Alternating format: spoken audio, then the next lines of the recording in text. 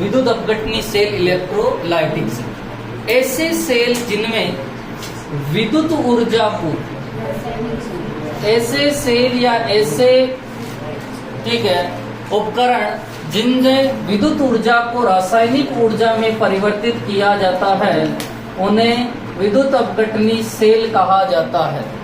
ये उपकरण या यह प्रक्रिया जिस पात्र में जो संपन्न की जाती है उन्हें विद्युत अपघटनी सेल या वोल्टामीटर कहा जाता है। ठीक है, इसके लिए एक ही पात्र होता है, ठीक है, और उस पात्र में एक एनोड होता है और एक ही कैथोड होता है। ठीक है, कोई भी जिस पात्र में विलयन लिया जाएगा और विलयन लेने के बाद में उसमें दो इलेक्ट्रोड लगे हुए होते हैं। ये इलेक्ट्रोड किसी भी धातु से बड़े हुए होते हैं, पर सामान्यतया जो सबसे ज्यादा यूज ली जाती है वो ली जाती है प्लेटिनम इलेक्ट्रोड, और अपन जो है ग्रेफाइट के इलेक्ट्रॉन यूज लेते हैं। ये जो है प्लेटिनम के इलेक्ट्रोड है, ठीक है, और प्लेटिनम का इलेक्ट्रोड इसलिए लिया जाता है क्योंकि ये अक्रिय होता है। ये क्या होता है? अक्रिय। अब इन दोनों इलेक्ट्रोड को जो है बैटरी डीसी करंट के द्वारा जोड़ा जाता है।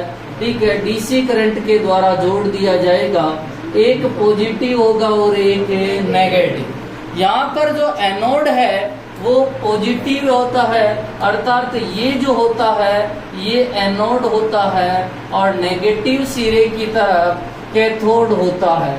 आपके दिमाग में आ रहा होगा कि सर विद्युत रासायनिक सेल में तो अपन ने एनोड को जो है वो नेगेटिव लिया था और यहाँ पर जो है और कैथोड को पॉजिटिव लिया था, पर यहाँ पर उल्टा है। विद्युत रासायनिक सेल के अलावा सब जगह एनोड जो होता है, यहाँ पर एनोड विद्युत रासायनिक सेल की बात हो रही है तो कि ये विद्युत रासायनिक, अरे एक मिनट, ये बात जो हो रही है विद्युत रासायनिक सेल की हो रही है कि एनोड नेगेटिव था और कैथोड पॉजिटिव। विद्युत रासायनिक सेल के अलावा सभी जगह मूलतः या सामान्यतया एनोड जो होता है वो पॉजिटिव होता है और कैथोड जो होता है वो नेगेटिव होता है। ठीक है, एनोड इसलिए कहा जाता है क्योंकि यहाँ पर एनाइन आते हैं। क्या आते हैं? एनाइन। और यहाँ पर कैथोड इसलिए कहा जाता है क्योंकि यहाँ पर कैटायन आते हैं। ठीक है, और आपको पता है एनाइन का मतलब ऋण आवेश आता है। जब इसके ऊपर धनावेश होगा तभी तो कौन सा आयन आएगा? ऋण आवेश।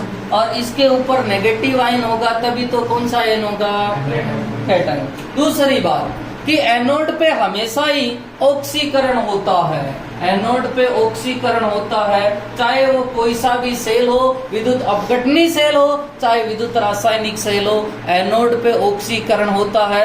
जबकि कैथोड पर क्या होता है? अपचयन होता है। कैथोड पर क्या होता है? अपचयन होता है। अब बात करते हैं कि सर इसमें क्या भरा हुआ है, एनोड पर कौन आएगा और कैथोड पर कौन आएगा। ठीक है, एनोड जो है वो यहाँ पर पॉजिटिव है, जबकि कैथोड जो है वो यहाँ पर क्या है? नेगेटिव है, क्योंकि वो बैटरी के नेगेटिव टर्मिनल से जुड़ा हुआ है और एनोड जो है बैटरी के पॉजिटिव टर्मिनल से जुड़ा हुआ है। दूसरी बात कि ये जो दोनों इलेक्ट्रोड है ये किसके बने हुए हैं भैया? प्लेटिनम के। और यहाँ पर जो है विलियन में जो है HCl भरा हुआ है। क्या भरा हुआ है?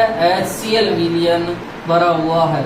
ठीक है, अब बात करते हैं कि किस प्रकार रिएक्शन होती है। ठीक है, और आपको पता है HCl टूटता है किस किस के मध्य? H+ और Cl- के मध्य। अर्थात विलियन में बहुत सारे H+ हैं और बहुत सारे क्या है भैया? Cl-। बहुत सारे क्या है? Cl। ठीक है, ये जो बना हुआ है ये क्या है भैया? एनोड है। ये एनोड है और ये क्या है? कैथोड।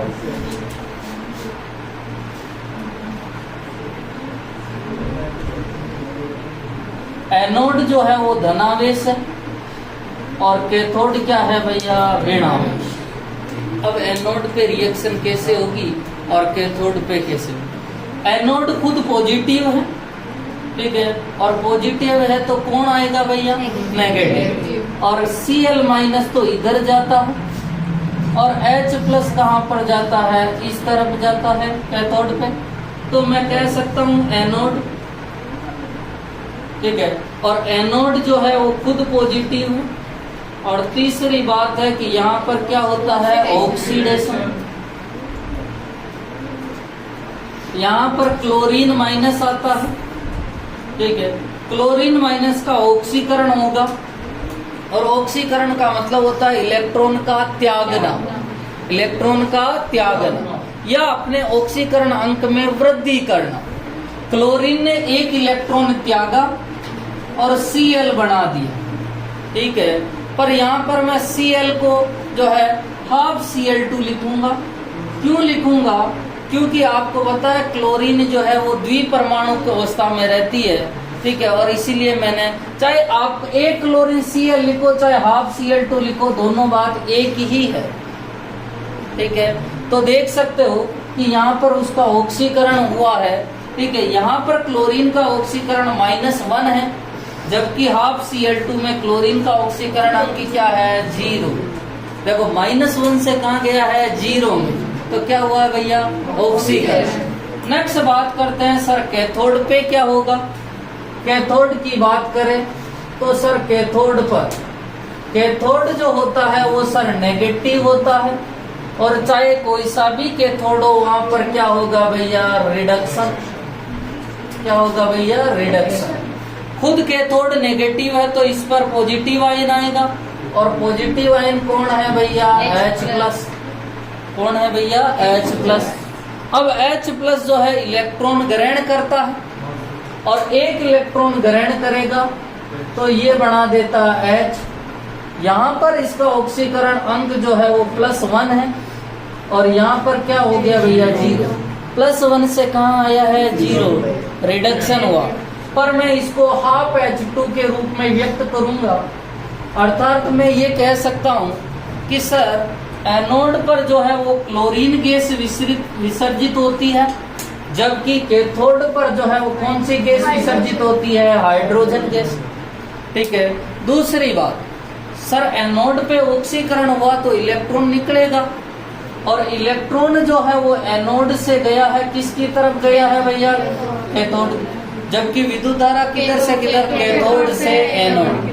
तो मैं कह सकता हूं कि सर बाह्य परिपथ में इलेक्ट्रॉन जो है वो इलेक्ट्रॉन गया है सर एनोड से कैथोड की तरफ, तो विद्युत धारा जो होती है वो कहां से कहां बहती है भैया, कैथोड से एनोड की ओर।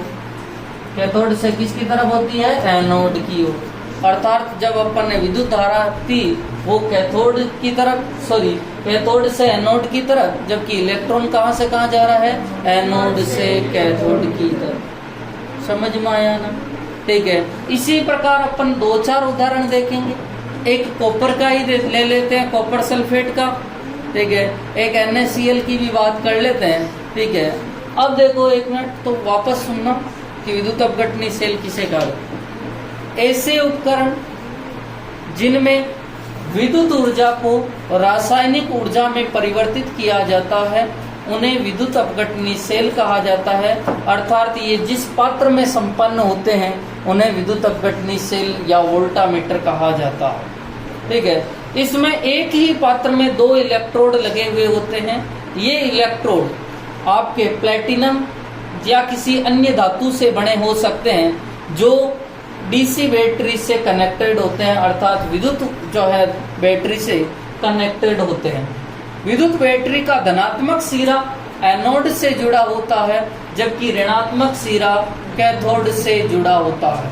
अर्थात एनोड जो होता है वो जो है पॉजिटिव होता है, क्योंकि वहां उस पर एनाइन आकर विसर्जित होते हैं। एनोड इसलिए कहा जाता है क्योंकि यहाँ पर एनाइन, और एनाइन का मतलब होता है ऋणावेश आकर विसर्जित होता है। एनोड पर देख सकते हो ऋणावेश आकर विसर्जित हुआ है, ठीक है। तथा एनोड खुद पॉजिटिव होता है तथा यहाँ पर ऑक्सीडेशन की क्रिया होती है। कैथोड नेगेटिव होता है और यहाँ पर रिडक्शन की क्रिया होती है। कैथोड इसलिए कहा जाता है क्योंकि यहाँ पर कैटायन आकर विसर्जित होते हैं। ठीक है। यदि मैं HCl का विलयन भरते हैं तो जो है एनोड पर क्लोरीन गैस तथा कैथोड पर हाइड्रोजन गैस विसर्जित होती है। बाह्य परिपथ में इलेक्ट्रॉन जो है वो एनोड टू कैथोड मोमेंट करता है, गति करता है, जबकि विद्युत धारा कैथोड से एनोड की तरफ होती है। ओके भैया, तो समझ में आ गया? लिखें, लिखो।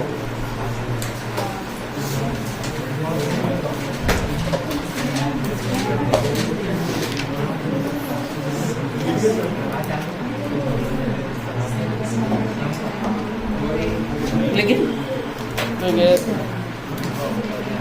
लिखना।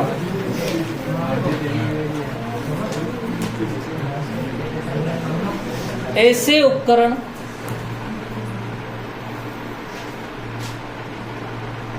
जिनमें विद्युत ऊर्जा को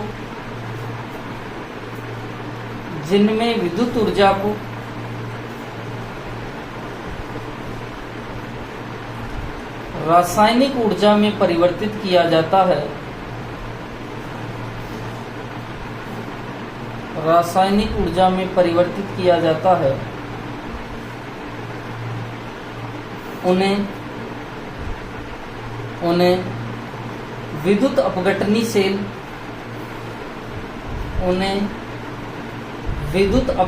सेल, या वोल्टामीटर कहा जाता है।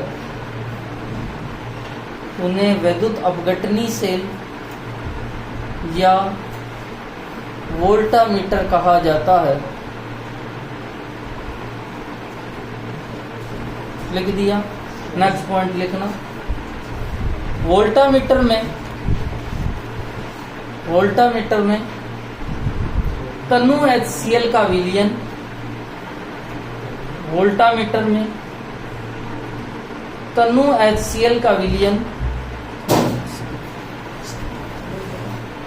वोल्टामीटर में तनु HCl का विलयन तथा प्लेटिनम के दो इलेक्ट्रोड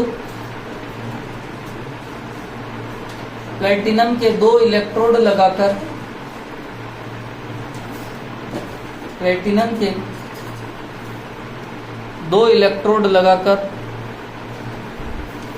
दो इलेक्ट्रोड लगाकर उन्हें बैटरी से जोड़ा जाता है।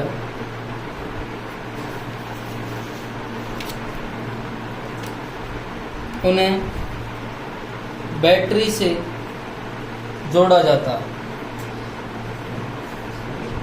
नेक्स्ट पॉइंट लिखो। बैटरी के धन टर्मिनल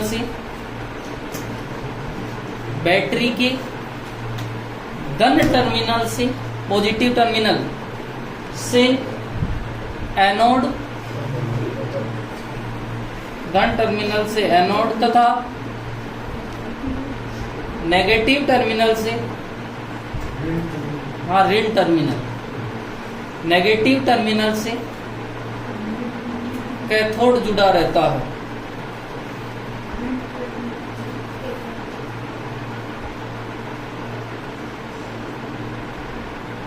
नेक्स्ट पॉइंट लिखो। नेक्स्ट पॉइंट लिखना। एनोड इसलिए कहा जाता है, एनोड इसलिए कहा जाता है क्योंकि यहाँ पर एनायन आकर विसर्जित होते हैं, क्योंकि यहाँ पर एनायन आकर विसर्जित होते हैं। एनायन, एनायन का मतलब ऋणावेशित। अरे एनायन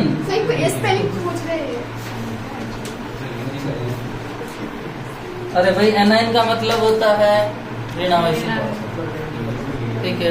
नेक्स्ट पॉइंट लिखो। आकर विसर्जित होते हैं। कैथोड इसलिए कहा जाता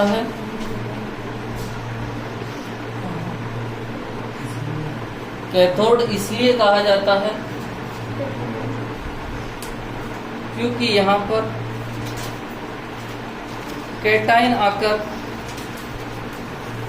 विसर्जित होते हैं।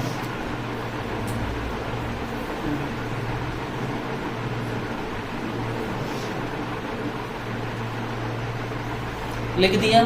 अब देखो, क्योंकि यहाँ पर कैटायन आकर विसर्जित होता है। अब देखो 1 मिनट, मैंने ये बातें दूसरी जो है वो लिखा दी, जैसे कि एनोड खुद क्या होता है भैया, पॉजिटिव, और उस पर क्या होता है, ऑक्सीकरण। तो ये लिखवाने की जरूरत नहीं है, ठीक है। तो लिखो, अब अपन ये बना लो,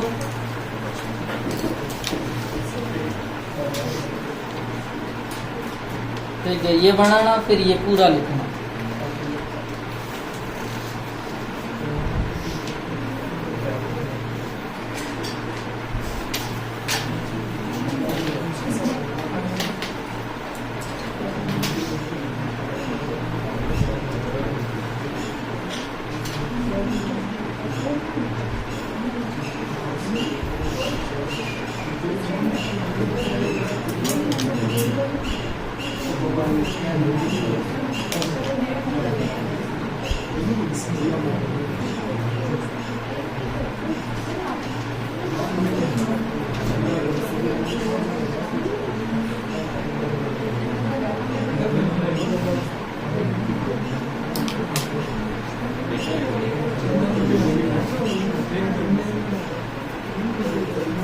अरे भाई लिखो जल्दी से।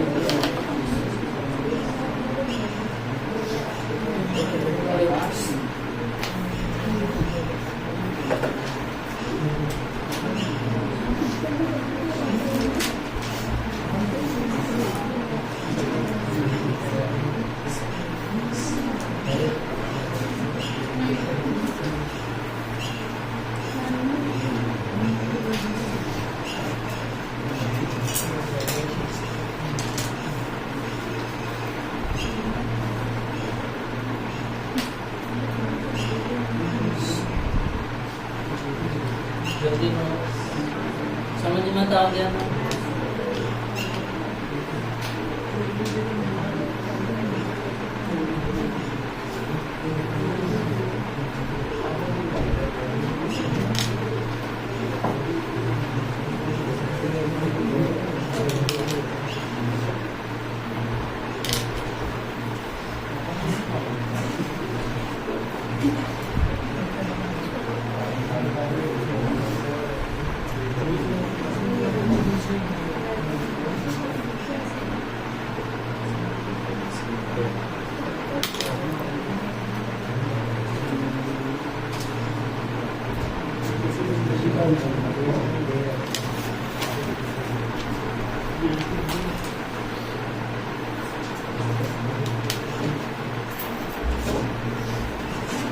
सर ये पूरा लिखना है? हाँ ये पूरा लिखना भाई।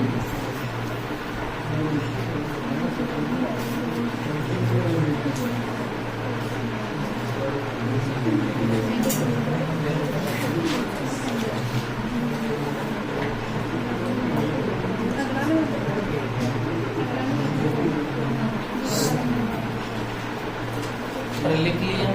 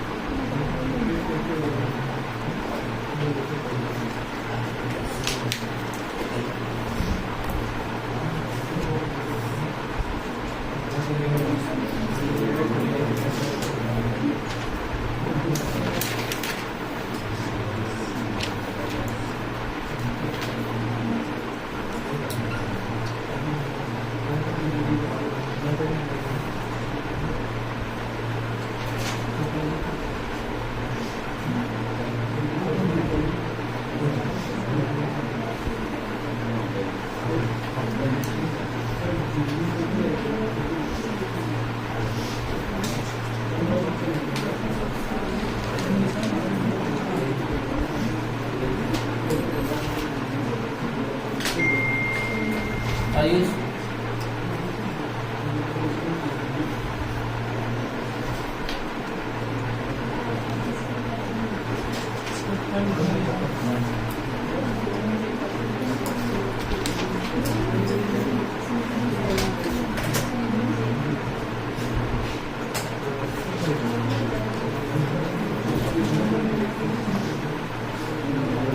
तो उतारते टाइम क्या आवाज है?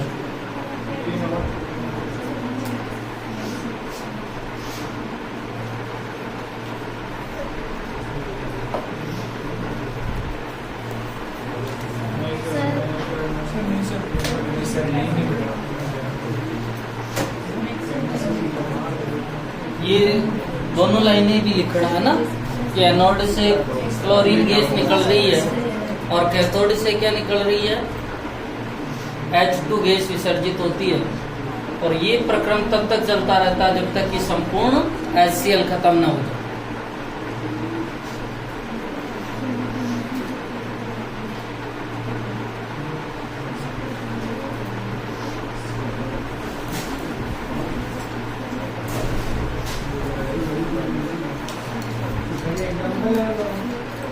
कौन से ये वाले एग्जाम्पल? अरे एग्जाम्पल नहीं है, अपन ने HCl का विलयन लिया था तो HCl के विलयन में एनोड से तो कौन सी गैस निकली थी, क्लोरीन, और कैथोड से H2 गैस विसर्जित हुई।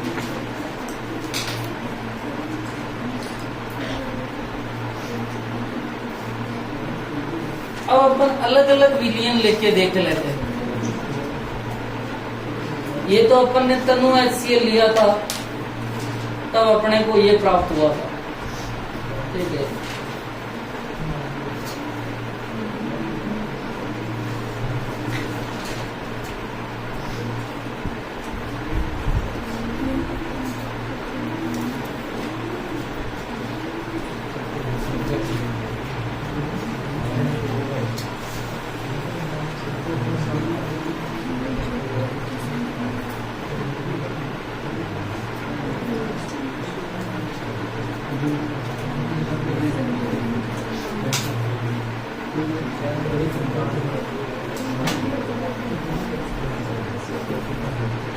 हटो मिया,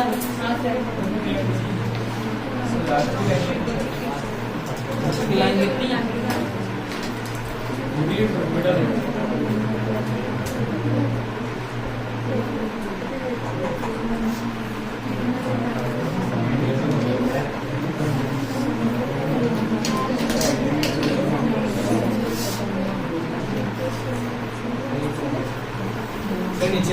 हाँ बस एक। अब जो है इम्पोर्टेंट थोड़ा विशेष ध्यान देना कि अपन एक तो एनोड की बात करना चाह रहे हैं अलग अलग विलयन लेके, इसके नीचे लाइन खींच देना कि सेकंड की बात कर लेते हैं कि ठीक है तनु NaCl गलित हो या जलीय NaCl हो तो क्या होगा उस केस में, ठीक है। एनोड और एनोड खुद पॉजिटिव होता है और उस पर क्या होता है भैया, ऑक्सीडेशन।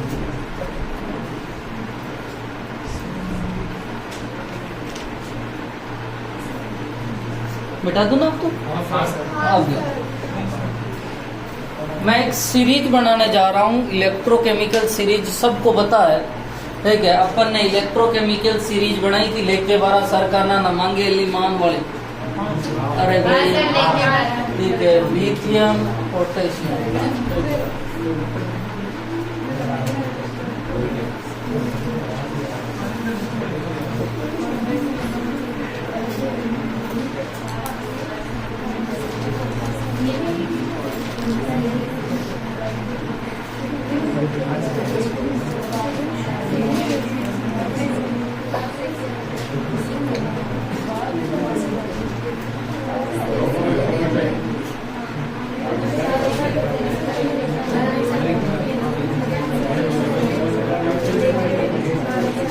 अरे भाई इधर देखना, इसका E0SRP इसका तो था माइनस में 3.05 के समथिंग, और इसका जो है 2.85 के समथिंग था।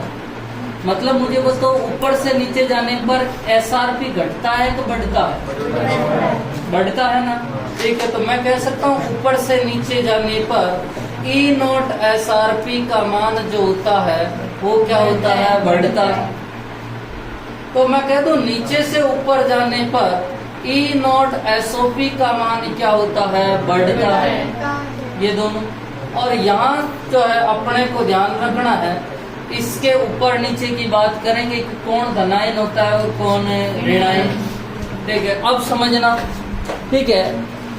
आपको केवल जैसे कि अब की बार जो दिया है, मेरे को दिया है गलित NaCl का विलयन, किसका विलयन दिया है? गलित NaCl का। ठीक है, आप लिख देंगे केस सेकंड है और केस सेकंड में गलित NaCl विलयन है। कौन सा विलयन है भैया? गलित NaCl विलयन। और आपको पता है NaCl, अरे भाई आवाज नहीं, क्योंकि ठीक है NaCl है तो क्या टूटेगा? Na प्लस और Cl माइनस, मतलब इसमें सर Na प्लस और Cl माइनस ही होंगे।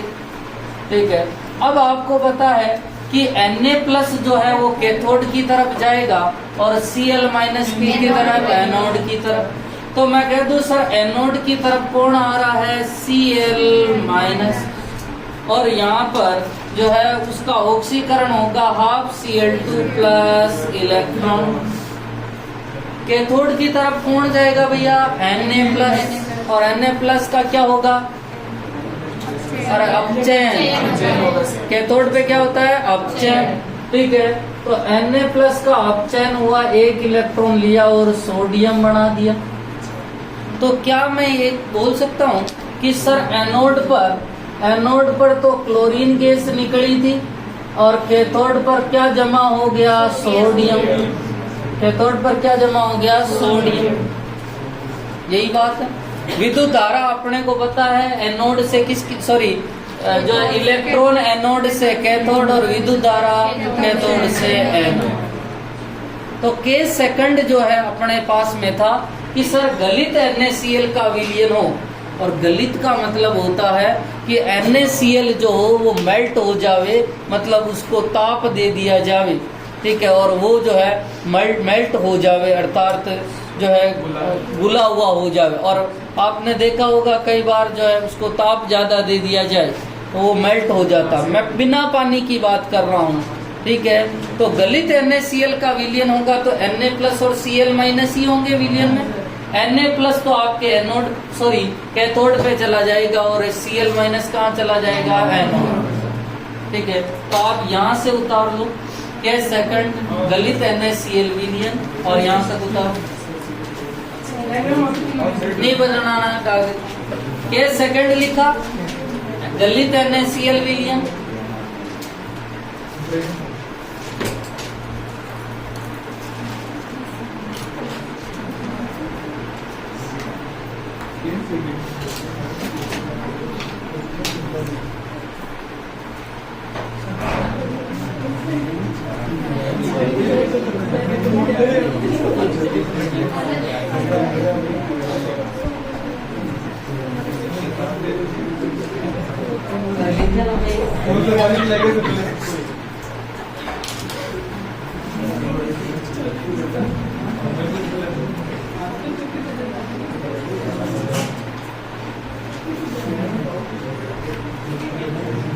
अरे वो टाइम मत को टिकट। ठीक है ना?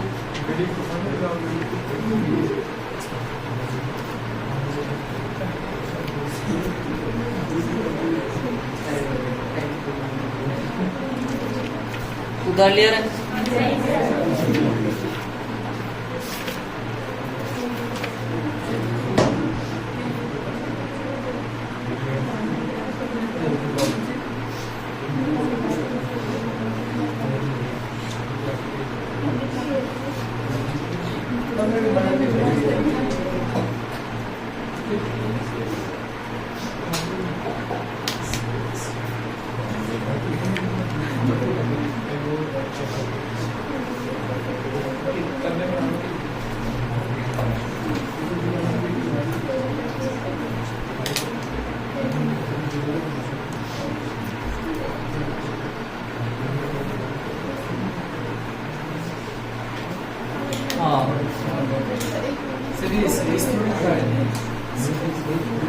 वो सीरीज अब बता रहा हूँ कि क्यों काम आएगी।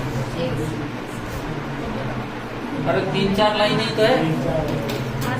हाँ, एक मिनट।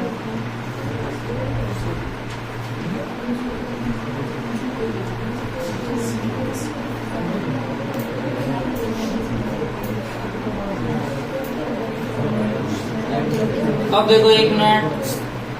अब की बार जो है अरे तो है क्या? अब देखो एक मिनट। जो है केस नंबर 3 की बात करें, ठीक है, पहले गलित NaCl का विलयन था, अब की बार मैं विलयन जो है वो किसका विलयन ले लूं भैया, जलीय NaCl। अब थोड़ा विशेष ध्यान देना कि जलीय NaCl का विलयन लेंगे तो आपको पता है एक तो NaCl है और NaCl है तो Na+ और Cl- पर जलीय होने के साथ में अब की बार अपने 2 आयन और जुड़ जाएंगे, H+ और OH-। ठीक है, अब मैं कह दूं कि सर जलीय NaCl का विलयन है तो अब की बार अपने पास में टोटल जो है आयन कितने हो गए, 4। सर एक तो अपने पास में है Na+, एक अपने पास में H+, एक अपने पास में Cl- और एक अपने पास में OH-। ठीक है सर, एनोड पे जो है ऑक्सीकरण होता है और एनोड पर एनाइन आते हैं, एनाइन आते हैं। एनाइन कितने हैं भैया, 2, एक Cl- है और एक OH-। ठीक है, और कैथोड पर 2 आयन जाएंगे, Na+ और H+। अब बात होती है कि सर कौन सा वाला आयन का ऑक्सीकरण होगा और कौन से वाले आयन का अपचयन होगा, और इसीलिए मैंने पूरी टेबल बनाई। ठीक है, क्योंकि अब मुझे पता नहीं है कि Cl- और OH- में से किसका ऑक्सीकरण होगा, और उधर मुझे पता नहीं कि Na+ और H+ में से किसका अपचयन होगा। ठीक है, और यही अच्छा क्वेश्चन है क्योंकि पिछले साल एक एग्जाम आया था कि जलीय NaCl विलयन में एनोड तथा कैथोड पर कौन मुक्त होते हैं। 4 ऑप्शन में अलग अलग ऑप्शन बनाए थे कि Na+ सोडियम क्लोरीन या सोडियम प्लस ऑक्सीजन, अलग अलग जो है। अब कैसे पता चलेगा मुझे कि एनोड पर किसका ऑक्सीकरण होगा और कैथोड पर किसका अपचयन होगा। जब भी ऑक्सीकरण वाला देखना है तो ये देखो कि किसका E0SOP ज्यादा है, और मुझे पता है कि नीचे से ऊपर चलता हूं तो E0SOP का मान जो होता है वो बढ़ता है। मतलब कुल मिला के अब मेरे पास में 2 आयन आए थे, एक Cl- और एक OH-। तो दोनों में से किसका मान ज्यादा है भैया, Cl-। अरे भाई ऊपर जा रहा हूं तो SOP का मान क्या हो रहा है, बढ़ रहा है। ठीक है, SOP का मान सर इसका ज्यादा है Cl- का, और OH- का क्या है, कम है। ये विशेष ध्यान रखना। तो कौन सी वाली गैस जो है वो Cl- का ऑक्सीकरण होगा और ये बनाएगी हाफ Cl2 प्लस क्या, 1 इलेक्ट्रॉन त्याग देगी। यहाँ तो टेंशन खत्म हो गई। सर एनोड पर तो क्लोरीन का ऑक्सीकरण हुआ, कैथोड पर क्या होगा, कैथोड पर मेरे पास में Na+ और H+ है, Na+ और H+ है। देखो इसमें से E0SRP किसका ज्यादा है, देखो Na+ कहाँ आ गया यहाँ और H+ कहाँ आया यहाँ, तो किसका ज्यादा है, H+ का। ठीक है, और H+ का ज्यादा है तो कौन आएगा भैया, H+, और H+ का यहाँ पर अपचयन होगा। H+ 1 इलेक्ट्रॉन लेगा और हाफ H2 के रूप में विसर्जित होगा। ठीक है, तो देखो जो है एनोड पर तो कौन सी गैस सही है, क्लोरीन, और कैथोड पर H2। अरे भाई समझ में आया क्या, एक थोड़ा बहुत समझ में आया, 1 मिनट सुनना।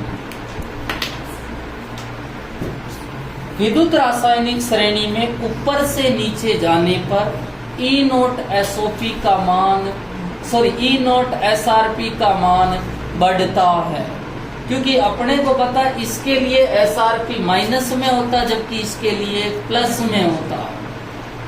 ये तो आपको पता ही, देख लेना। अर्थात ऊपर से नीचे जाने पर E0SRP का मान जो हो रहा है वो बढ़ रहा है। तो मैं इसको उल्टा कह सकता हूँ कि नीचे से ऊपर जाने पर E0SOP का मान बढ़ता है, और मुझे उसका ऑक्सीकरण या उसका अपचयन करवाना है जिसका E0SRP या E0SOP का मान ज्यादा हो। समझ में आया।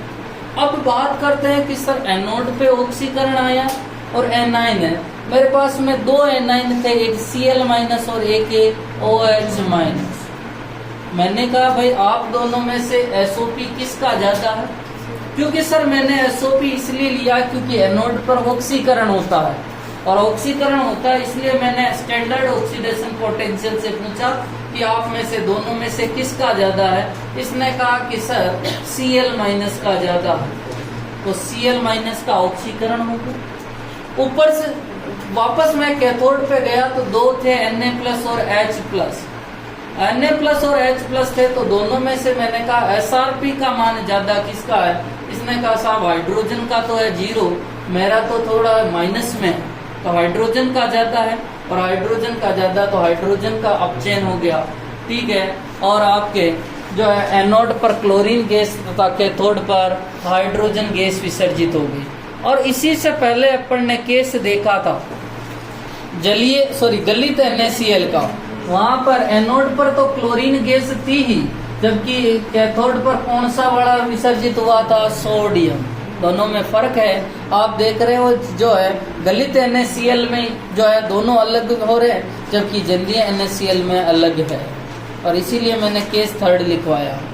ठीक है, दूसरी बात ये टेबल इसलिए काम आती है कि जब दो या दो से अधिक आयन आ जावे एक ही जगह, कि मेरा ऑक्सीडेशन होगा या इसका ऑक्सीडेशन होगा, तब ये टेबल काम करती। समझ में आ गई? लिखो जल्दी से। केस थर्ड लिखना जलीय NaCl, और ये कुल आयन है।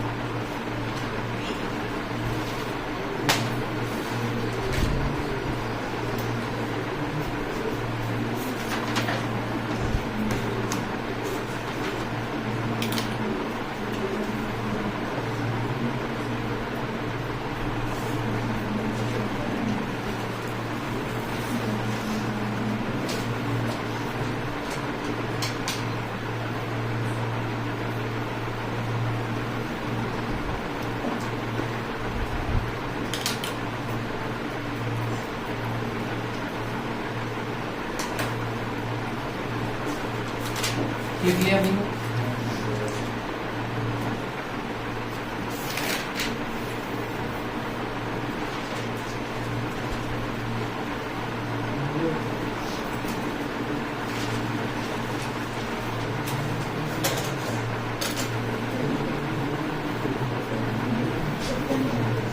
तो आपको समझ में आ गई वो वाली टेबल अपन क्यों यूज लेते हैं? ठीक है,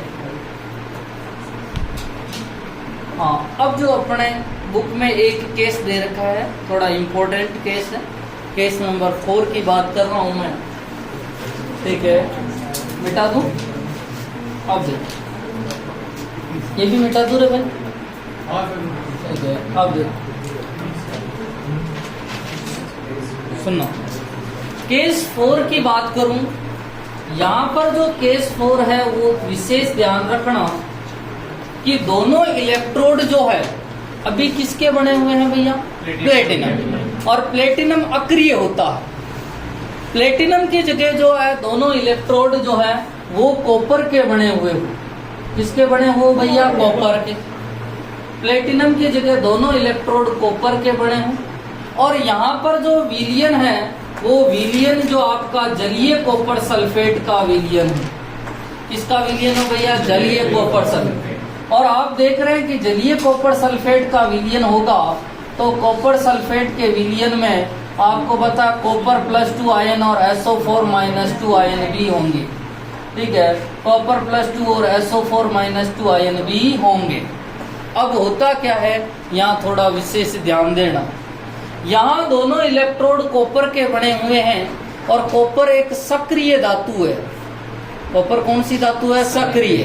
जबकि प्लेटिनम के इलेक्ट्रोड या ग्रेफाइट के इलेक्ट्रॉन जो होते हैं वो अक्रिय होते हैं, वो कोई क्रिया नहीं करते। यहाँ पर बात करें कि सर एनोड पर क्या होगा, एनोड खुद पॉजिटिव है और यहाँ एनोड पर क्या होता है? ऑक्सीकरण।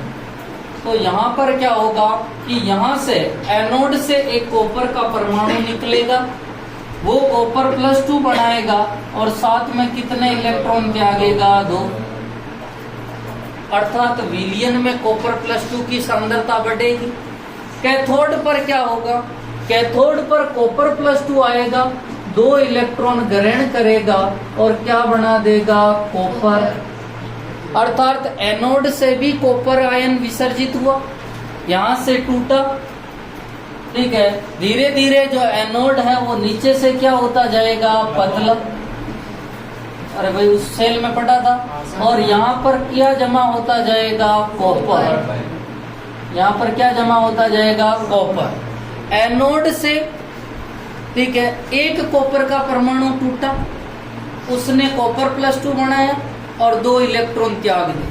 ये 2 इलेक्ट्रॉन एनोड से कैथोड की तरफ जाएंगे और ये 2 इलेक्ट्रॉन जो है विलयन में से कॉपर +2 को से संधि करेंगे और क्या बना देंगे? कॉपर। और ये जो कॉपर होता है ये शुद्ध कॉपर होता है। कौन सा कॉपर होता है? शुद्ध। ठीक है, आप देख रहे हैं एनोड पे ऑक्सीकरण हो रहा है जबकि कैथोड पे क्या हो रहा है? अपचयन। इस विधि के द्वारा शुद्ध कॉपर का निर्माण किया जाता है। कैसे सर? ये जो एनोड होता है ये क्या करते हैं? भारी भरकम बनाते हैं, अशुद्ध कॉपर का बना देते हैं। यहाँ से परमाणु निकलेंगे, परमाणु निकला जैसे कॉपर का एक परमाणु निकला, कॉपर +2 में अशुद्धि तो नीचे विलयन में बैठ जाएगी और ये कॉपर +2 है, 2 इलेक्ट्रॉन लेके क्या बन जाएगा? शुद्ध। ये पहले बड़ा सारा बनाते हैं, धीरे धीरे ये जो है घटता रहता है और कैथोड पर जो है वो क्या जमा हो जाता है? कॉपर। ठीक है, प्रारंभ में एनोड बड़ा होता है और कैथोड छोटा होता है, पर जब रिएक्शन होती जाती है ठीक है कैथोड तो मोटा होता जाता है जबकि एनोड पतला होता जाता है। इस विधि के द्वारा अशुद्ध कॉपर से शुद्ध कॉपर प्राप्त किया जाता है। और अशुद्ध कॉपर कहाँ पे रहता है? एनोड पे। तो मैं लिख सकता हूँ कि इस विधि के द्वारा अशुद्ध कॉपर, और अशुद्ध कॉपर जो है वो तो होता है एनोड से शुद्ध कॉपर, और वो कहाँ से प्राप्त किया जाता है? कैथोड से प्राप्त किया जाता है। दूसरी बातें वो की हुई है। ठीक है, और ध्यान रखना यहाँ जो है विलयन में कॉपर सल्फेट का जो है कोई योगदान नहीं है, वो तो विलयन बनाने के लिए। ठीक है, तो बनाओ जल्दी से। और ये डायग्राम बनाना पड़ेगा। ये लास्ट था क्या सर? अब आपको केस नंबर जो है 1 और 4 विशेष ध्यान रखना है। ये अपना विद्युत अपघटनी सेल हो गया। कुल मिला के इसमें यही बात समझी कि एनोड जो होता है वो धनावेशित होता है और वहां ऑक्सीडेशन होता है। और ये अपने बुक में दे रखा है।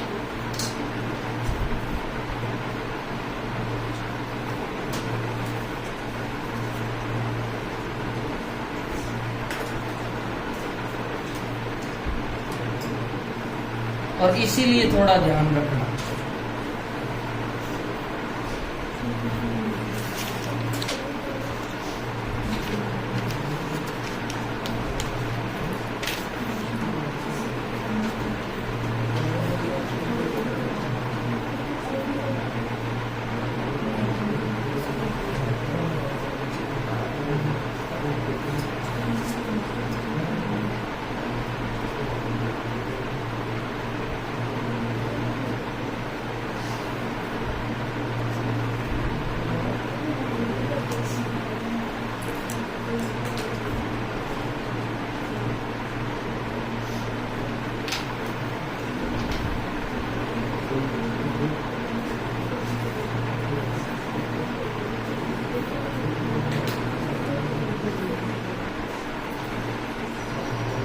कि इनका थोड़ा विशेष ध्यान रखना, पहले प्लेटिनम के लगे हुए थे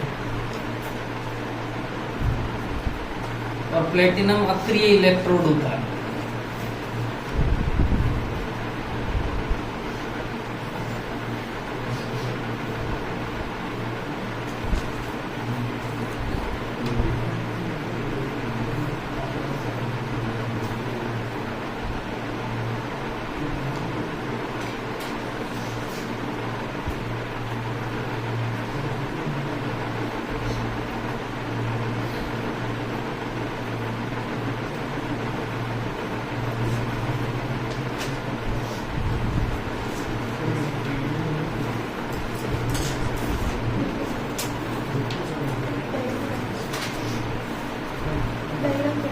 डायग्राम बनाने के बाद में ये लिखना।